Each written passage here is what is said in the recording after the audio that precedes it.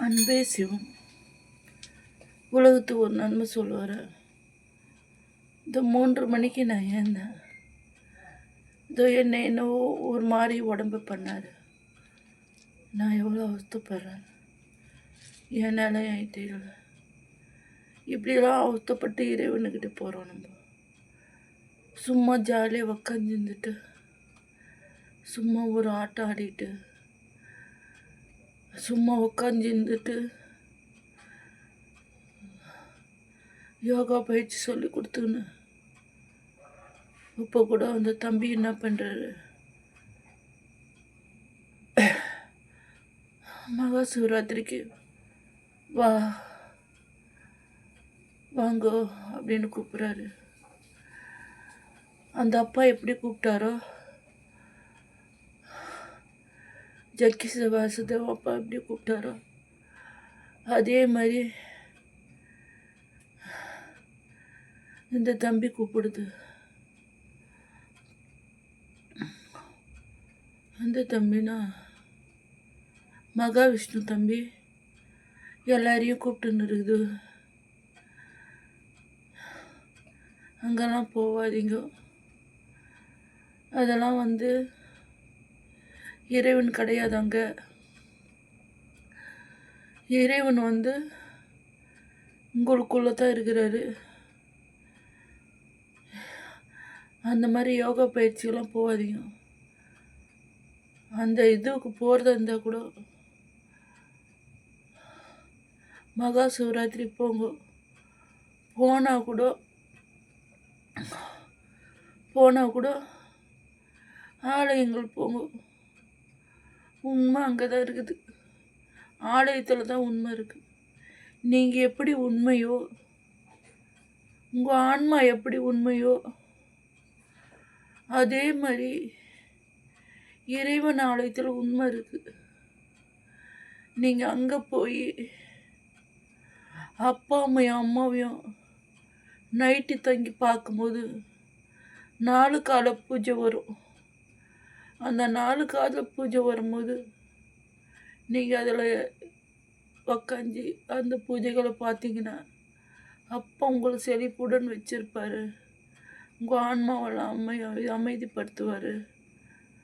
உங்கள் ஆன்மாவுக்கு தன்னம்பிக்கை கொடுப்பாரு. உங்கள் ஆன்மாவுக்கு உலகத்துக்கு நன்மை செய்யும்படி கொடுப்பாரு. உங்கள் ஆன்மாவை எதுவும் தூய குணத்துடன் வச்சிருப்பாருன்றது அந்த இது நீங்கள் அங்கே போகும்போது சொல்கிறாரு அப்பா.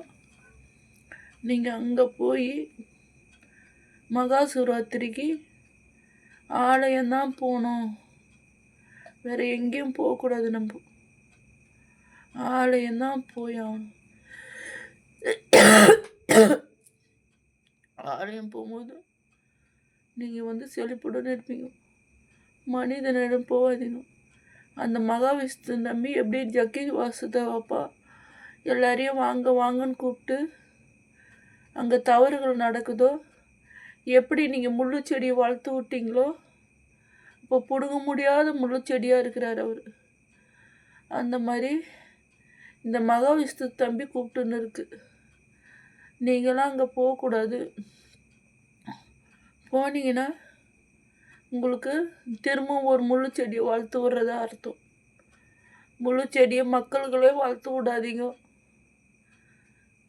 நீங்களே நல்ல விதையை போடுங்க, தவறான விதையை போடாதீங்க.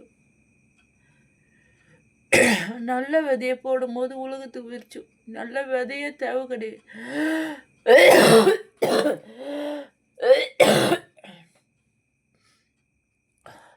நல்ல விதை உலகத்துக்கு தேவை கிடையாது, போட தேவை.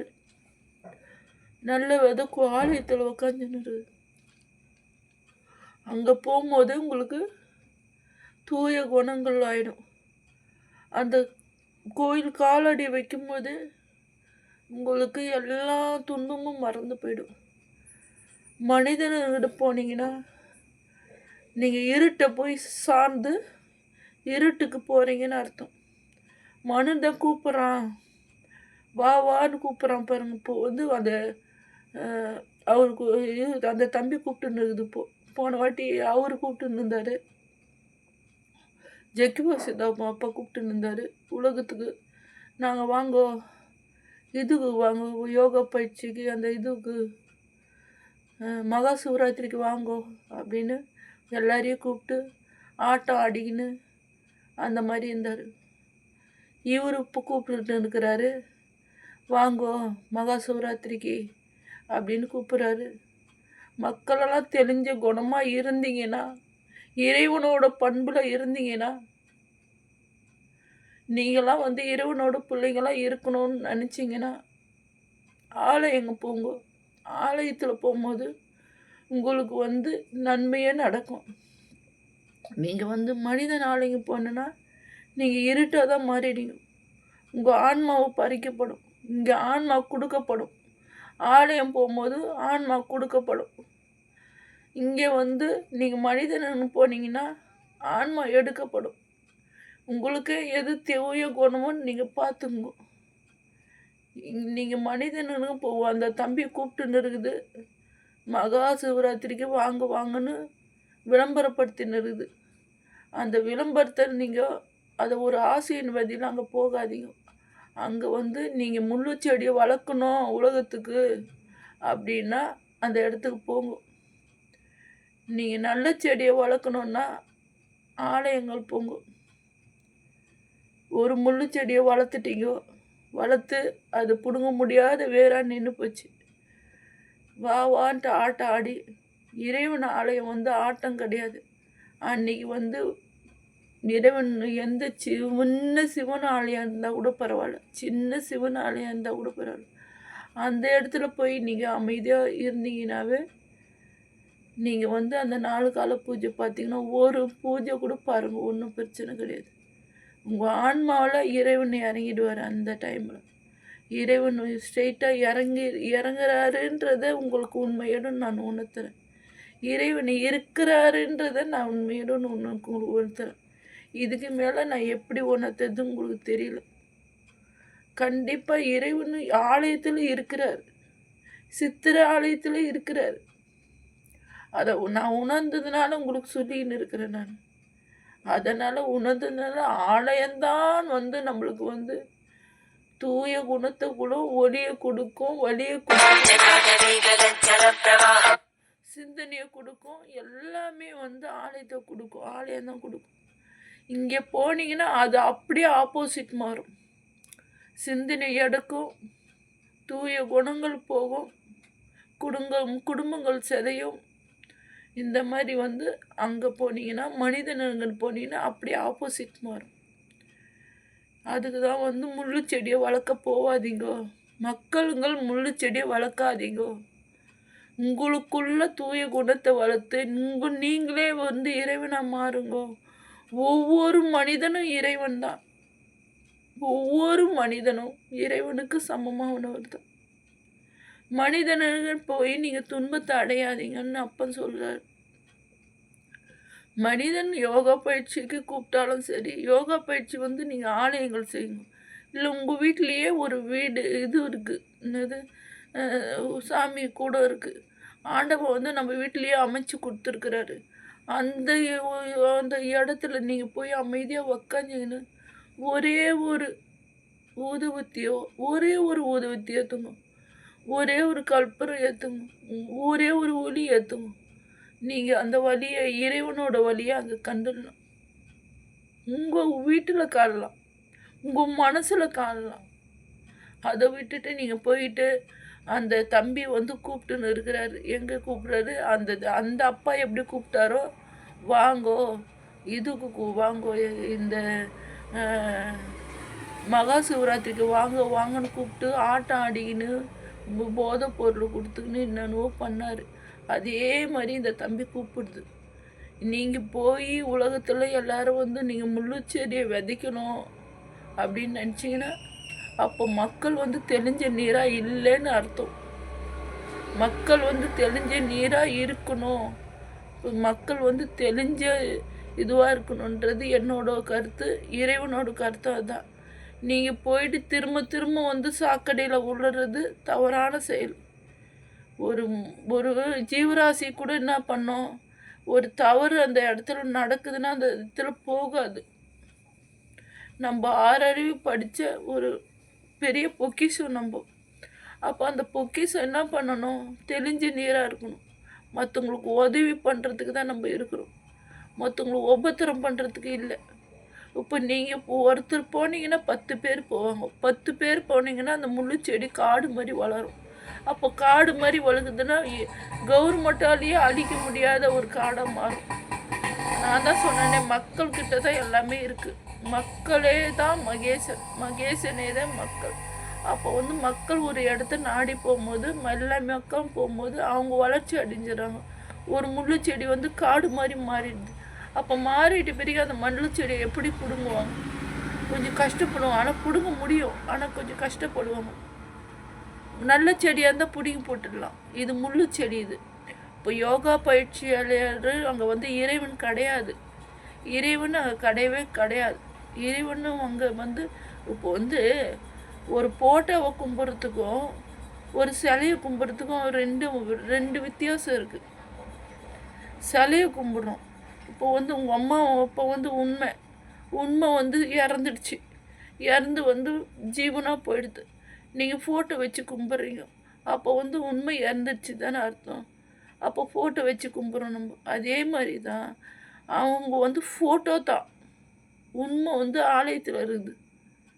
ஃபோட்டோ வச்சு கும்பிட்றது என்றைக்குமே வந்து இதுவும் ஆகாது. அது மனிதன் வடித்த இது ஒரு அமைப்பு தான். அது மனிதன் வடித்த அமைப்பு. ஆனால் உண்மை எங்கே இருக்குது? ஆலயம் தான் இருக்குது. புரியுதுங்களா? உங்களுக்கு தெரியலையா? இவ்வளோ விளக்கம் நான் சொல்ல முடியாது. ஐயன் சொல்கிறது இவ்வளோ திருநியாக பிரித்து சொல்ல முடியாது. எப்படி வந்து மனிதன் வந்து நம்ம எவ்வளோ பண்ணுறோம். ஆமாம், இப்போ நான் வந்து வெறும் பிம்பம்தான். நான் அலங்காரம் பண்ணிக்கினேன்னா நான் அழகாக இருப்பேன். நான் அலங்காரம் இல்லாத இருக்கிறதுனால என்னை வந்து இறைவன் இல்லைன்னு சொல்ல முடியாதுல்ல. என் ஆன்மாவில் இறைவன் இருக்கிறாரு, என் பிம்பத்தில் இல்லை. பிம்பம் அழிய போகிறது. ஆன்மா தான் வந்து உண்மையில் தான் இறைவன் இருக்கிறார். இப்போ ஒரு மனசாட்சிக்குள்ளே இறைவன் இருக்கிறாருன்னு சொல்கிறாருல்ல, அதே மாதிரி தான் இறைவன் வந்து உங்கள் மனசாட்சிக்குள்ளே இருக்கிறாரு. அந்த ஜீவ ஆத்மாக்குள்ளே இருக்கிறாரு.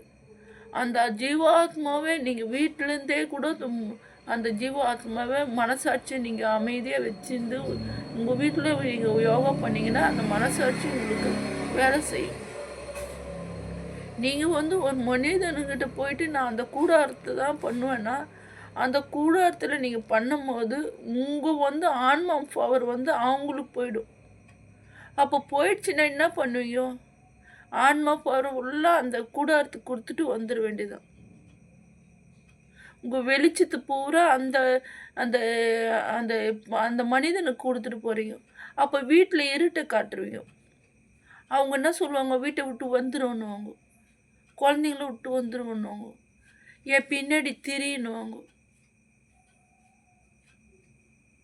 என்ன சொல்லுவாங்க? என் பின்னாடி திரி வந்து நீங்கள் குழந்தைங்க இருக்கும், உங்களுக்கு தொழில் இருக்கும், உங்களுக்கு நிறைய கடமைகள் இருக்கும். ஆனால் வந்து அவங்க என்ன பண்ணுவாங்கன்னா, உங்களை இட்டுன்னு வந்து அவங்க வளர்ச்சி அடையிறதுக்கு இப்போ வந்து எப்படி பிரியாணி பொட்டலத்துக்கும் ஒரு குவார்ட்டருக்கு ஒரு 200 ஒரு மனிதன் பின்னாடி போயிட்டு அவரை வளர்ச்சி அடைய வச்சுட்டு நீங்கள் வந்து கீழே பூமியில் வந்துட்டு அப்புறம் அவர் வளர்ச்சி அடைஞ்ச பிறகு அவர்கிட்ட யாசகம் கேட்குறீங்க பார்த்தீங்களா? அந்த நிலை தான் ஏற்படும் ஒரு யோகா பயிற்சி பின்னாடி, ஒரு மனிதன் பின்னாடி நீங்கள் போனீங்கன்னா. நீங்கள் வந்து நீங்களே ஆலயம் போகும்போது நீங்களே ஒரு தான பிரபா மாறிடுறீங்க, அன்னதான பிரபா மாறுவீங்க. நீங்கள் உலகத்துக்கு நன்மை செய்கிற ஜீவனாக மாறுவீங்க. இதுதான் வந்து இறைவன் சொல்கிறாரு எனக்குள்ளேருந்து, வேற ஒன்றுமே சொல்லலை. இதுதான் சின்ன விளக்கம் தான். இதெல்லாம் இந்த சின்ன விளக்கத்தை கூட உங்களால் மக்களால் புரிஞ்சிக்க முடியலையா? நீங்கள் உண்மையாக இறைவனுங்களெல்லாம் நீங்கள் நம்புறீங்கோ, இறைவனெல்லாம் நீங்கள் வேண்டுறீங்கோ, இறைவன் இருக்குதுன்ற உணர்கிற ஜீவனங்கள்லாம் எப்பவுமே முள்ளு செடியை வளர்த்து விடாதீங்க. யோகா பயிற்சி நிலையம் போகாதீங்க. அந்த தம்பி கூப்பிட்டுன்னு இருக்கிறாரு பாருங்க, யூடியூப் மூலமாக கூப்பிட்டுன்னு இருக்கிறாரு. மகாவிஷ்ணு தம்பி கூப்பிட்டுன்னு இருக்கிறாரு. அதுக்கு போகாதீங்க. அது முள்ளு செடின்றேன் நான். முள்ளு செடிக்கு போகாதீங்க. இப்போ அவருக்கு எப்படி கூப்பிட்றதுக்கு உரிமை இருக்குதோ, எங்கள் அப்பனை பற்றி எங்கள் அப்பா இதுக்கு கூப்பிடாதன்னு சொல்கிறதுக்கு எனக்கு உரிமை இருக்குது. அவர் தொழிலாக பார்க்குறாரு. அதை நான் எங்கள் அப்பாவை நான் உணர்வாக பார்க்குறேன். அவர் தொழிலுக்கு பண்ணுறாரு. அவர் வளர்ச்சி அடையிறதுக்கு பண்ணின்னு இருக்கிறாரு.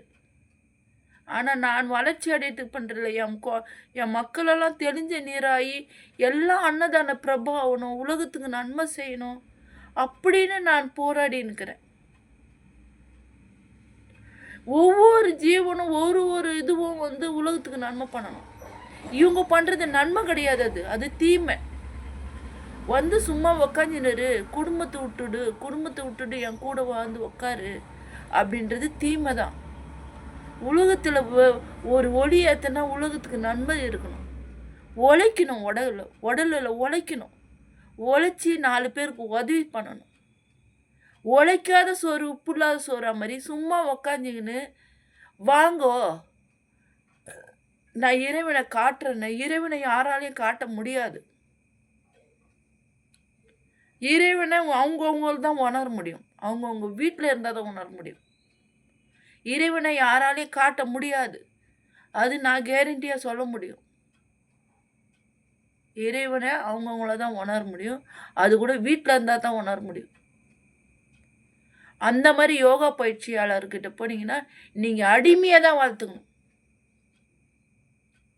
மாடு எப்படி பாரு ஒரு கூடாரத்தில் போட்டு அடைச்சி பாலை கறக்குறாங்களோ, அதே மாதிரி உங்கள் பாலுங்களை உங்கள் ஞானம் நீங்கள் உள்ளே வச்சிருந்த ஆற்றலெல்லாம் அவங்க அந்த இது மூலியமாக கறந்துட்டு விட்டுருவாங்க.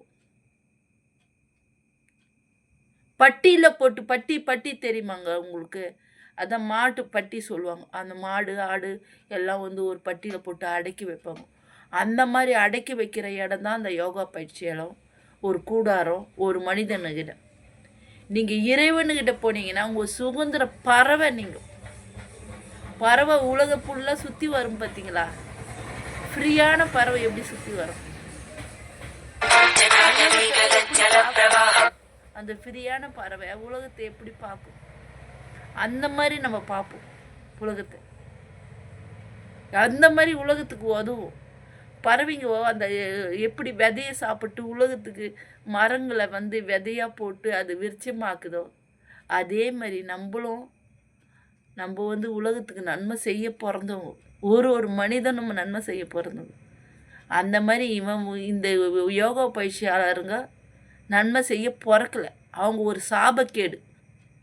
அவங்க எப்போ ஒருத்தவங்களை கூப்பிட்டு அடிமைப்படுத்தி நான் யோகா பயிற்சி சொல்லித்தரேன், எனக்கு வந்து இவ்வளோ கொடுங்கோ, எனக்கு இறைவன் வந்து இறைவன் இருக்கிற இடத்த விட்டுட்டு இறைவனே நானு சொல்கிறவங்க, இறைவன் வந்து கூடாரத்தில் வந்து அடைச்சி மாடு ஆடு மாதிரி அடைச்சி ஒன்று சொல்லி கொடுக்குறாங்க.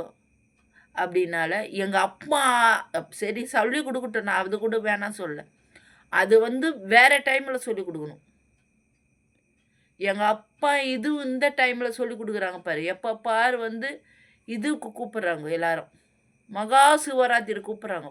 அப்போ மகா சிவராத்திரிக்கு வந்து உங்களுக்குள்ளே ஒரு வல்லமை வரும். ஒரு மனிதனுக்குள்ளே ஒரு வல்லமை இருக்குது. அந்த வல்லமை மகா சிவராத்திரிக்கு உங்களுக்கு வெளியே வரும். வெளியே வரதை அவங்க எடுப்பாங்க. மகா சிவராத்திரிக்கு உங்களுக்குள்ளே ஒரு வல்லமை வரும், ஒரு மனிதனுக்குள்ளேயும். அந்த வல்லமையை அவங்க வந்து எடுப்பாங்க. அந்த வல்லமையை எடுக்கணும் அப்படின்னா நீங்கள் போகலாம், தாராளமாக போகலாம். நான் அடிமையாக தான் இருப்பேன், நான் ஒருத்தர்கிட்ட அடிமையாக இருந்து தான், அதான் நம்ம அடிமையாக இருந்து தானே பழக்கப்பட்டவங்க. நம்ம சுதந்திர பறவையாக இருந்து பழக்கப்பட்டவங்க இல்லைல்ல.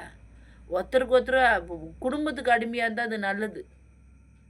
அதே வந்து ஒரு மனிதனுக்கு போய் தனியாக அவனை அங்கே அடிமையாக ஆகிட்டு நம்ம வந்து அவனை வளர்ச்சி பண்ணி விட்றோம், முள்ளு செடியை வளர்த்து விட்றோன்னா எவ்வளோ தவறுன்னு நீங்களே சிந்தனை பண்ணுங்க.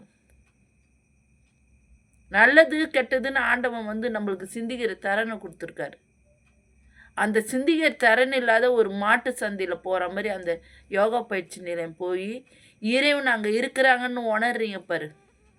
ஒரு கட் அவுட்டுக்கு ஒரு ஒரு இதுவும் கட்டி இருக்கிறாங்க, அதில் இறைவன் இருக்கிறாருன்னு உணர்றீங்களே, அப்போ என்ன அது? அங்கே ஏதோ நம்மளுக்கு கலந்து கொடுத்துட்டு தான் ஆட வைக்கிறாங்கன்றது தெரியலையே உங்களுக்கு? இறைவனிடம் போய் ஸ்ட்ரெயிட்டாக பார்த்து அவர்கிட்ட ஆனந்த கண்ணீர் விட்டு நம்ம மனசாட்சியை கொடுத்து நான் உலகத்துக்கு நன்மை செய்யணும்ப்பா அப்படின்னு சொல்லும் போது அப்பா உங்களுக்கு ஸ்ட்ரெயிட்டாக கொடுக்குறாரு.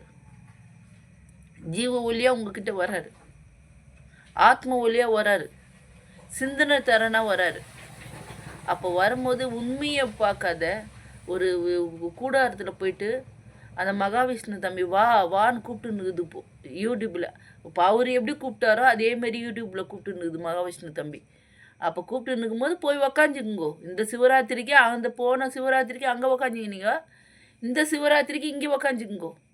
முள்ளு செடியை வளர்த்து விடுறது யாருன்னா மக்கள்.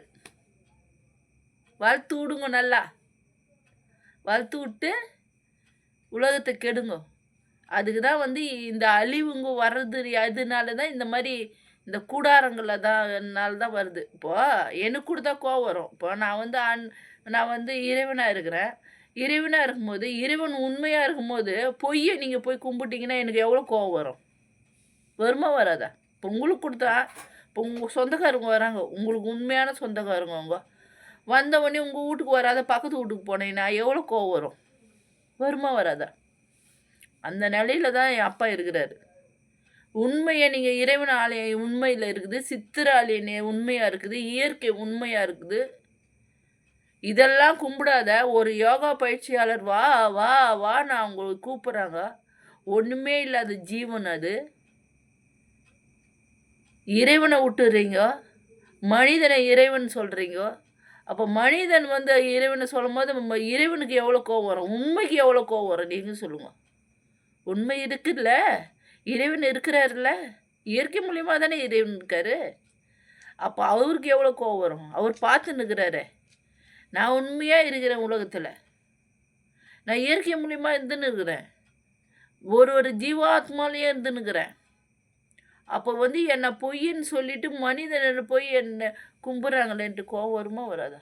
அதான் இயற்கை சேற்றம் வந்து அழிச்சு விட்டுறாரு, வேறு ஒன்றும் கிடையாது. நீங்கள் நல்லா இருக்கணும்னு நினச்சிங்கன்னா மனுஷனுக்கிட்ட போகாதீங்க. நம்ம இன்னும் கொஞ்சம் காலம் இருக்கணும்னா, உலகெல்லாம் நல்லா செழிப்பாக இருக்கணும்னா மனிதனிடம் போகாதீங்க. இறைவனாலையும் செல்லுங்கோ, இயற்கையை வணங்குங்கோ, தாய் தந்தையை வணங்குங்கோ, குடும்பத்தில் செழிப்பாக இருங்கோ. இறைவனுக்கு அதுவே பிடிக்கும். தான் கடவுள், தான் இறைவனை தூது சொல்லி நான் எடுத்துகிட்டு வரேன் அப்படிலாம் இறைவனுக்கு தூதே கிடையாது உலகத்தில். இறைவன் உங்களுக்குள்ளே தான் இருக்கிறாரு, நீங்கள் தான் இறைவனுக்கே தூது. ஒவ்வொரு மனிதனும் இறைவனுக்கு தூது. ஒவ்வொரு மனிதனுக்குள்ளேயும் இறைவன் இருக்கிறாரு. ஒவ்வொரு மனிதனும் இறைவனுக்கு தூது தான். அவரெல்லாம் தூது கிடையாது. அவன் வேலைக்காரன் எதையோ எடுத்துன்னு வந்து பாடத்தை படித்து உனக்கு ஒப்பிக்கிறான். அது ஒப்பிச்சா அதை வந்து ஏற்றுக்காது இறைவனோட இது தானே. இறைவன் அதை ஏற்றுக்கிறது கிடையாது. ஏற்றுக்குன்னா அவங்களாம் ஏன் அப்படி கஷ்டப்படுறாங்க? ஏன் வான்னு கூப்பிட்றாங்க? இறைவனை ஏற்றுனா இறைவன்கிட்டலாம் போவாங்க. இப்போ யோகா பயிற்சியாளர் இறைவனை நான் அடையிறேன், இறைவனை அடைய வைக்கிறேன்னு கூப்பிட்றாங்க. இறைவனை நீ முதல்ல போய் அடைஞ்சிட்டு இறைவன் எப்படி இருக்கிறாரு காட்டு, உலகத்துக்கு நன்மை செய், ஜூபும்பான்னு.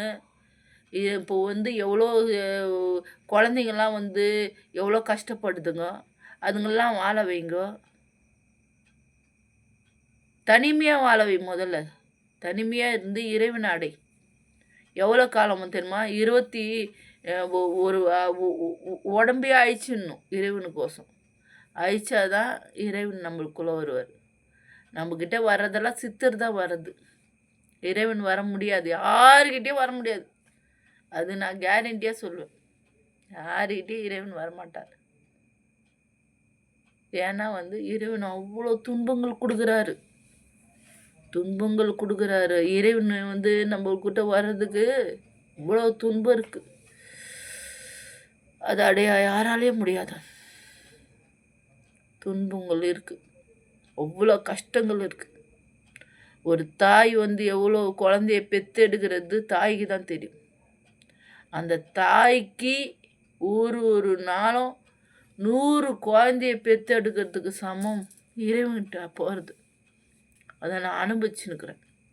100 குழந்தை எப்படி பெற்றெடுக்கிறோம். ஒரு குழந்தைய பெற்றெடுக்கிறதுக்கு தாய் அவ்வளோ அவஸ்தப்படுறாங்களே, 100 குழந்தைய பெற்றெடுக்கிறதுக்கு சமம் இறைவன்கிட்ட போகிறது. சும்மா அலங்கார பொருளாக உக்காஞ்சிட்டாலாம் இறைவனை அடைய முடியாது. தன்னை அழிக்கணும், நம்மளை மெழுகுவத்தி ஆக்கணும். மெழுகுவத்தி ஆக்கி இறைவனுக்கு படையல் போடணும். அப்போ தான் வந்து இறைவனை அடைய முடியும். இவங்க வந்து சித்திரை அடைஞ்சிட்டு எனக்கு வந்து இறைவனை அடைஞ்சிட்டேன்னு சொல்கிறாங்க. சித்தர் வந்து அவங்க போக்கை பார்த்துன்னுக்கிறாரு. இப்போ வந்து என் மூலியமாக ஆலோசனை சொல்கிறது எங்கள் அப்பா சித்தர் தான். அப்போ வந்து நான் பேசுகிறேன்னா அது சித்தர் தான் பேசுகிறார், இறைவன் பேச மாட்டார். இறைவனை உணர முடியும். சித்தர் வந்து நம்ம சித்தத்தை தெளிய வச்சு நம்மளை வந்து பேசுவார். நம்ம ஆன்மா மூலிமா சித்தர் தான் பேசுறது, இறைவன் பேசுறது இல்லை. இது இறைவன் உணர்வு தான். நான் உணர்றது தான் உணர்வு. அன்பே செய்வோம், நல்லதே செய்வோம், நலமுடன் இருப்போம், சித்தர் ஆலயம் போவோம், இறைவன் ஆலயம் செல்வோம், மனிதனிடம் போவாதீர்கள். இந்த வருடம் வந்து மகா சிவராத்திரிக்கு இறைவன் ஆலயம் மட்டும்தான் போகணும். மனிதனிடம் போகாதீர்கள். அன்பே சிவம்.